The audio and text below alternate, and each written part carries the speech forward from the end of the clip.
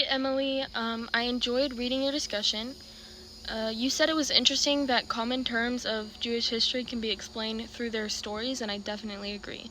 I also like the example you gave about Israelite, meaning the ones who struggled with God. I feel like there were definitely a lot of Israelites because a lot of people struggle with their religion. Um, you said that the geographical history is very important to Judaism and that the information about when the modern state of Israel was found surprised you. That was also surprising to me because it's hard to imagine pieces of history from less than 100 years ago, especially if they don't teach it in a history book. Um, we both used the quote about the synagogue being a community center, but I liked why you chose it. I found it very interesting that Hebrew is read from left to right, kind of opposite from what we know. I think it would be very interesting trying to read that. I also loved what you mentioned after the quote about differences between cultures making the world rich in cultural variety of life. I think that's very insightful, and I do feel like without different cultures, the world would be a lot more boring.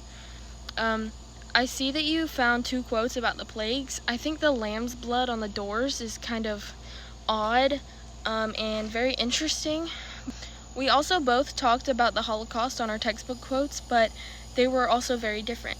You mentioned the number of people killed and the impact it had on civilization, and I talked about a result of the Holocaust being the creation of the State of Israel.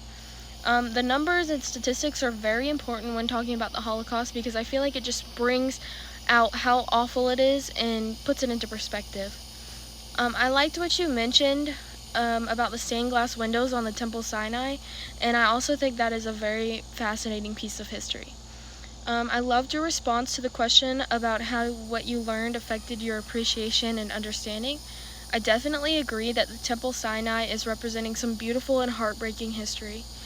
Overall, I thought your response was very thoughtful. What you wrote let me learn a little bit about you and how you work.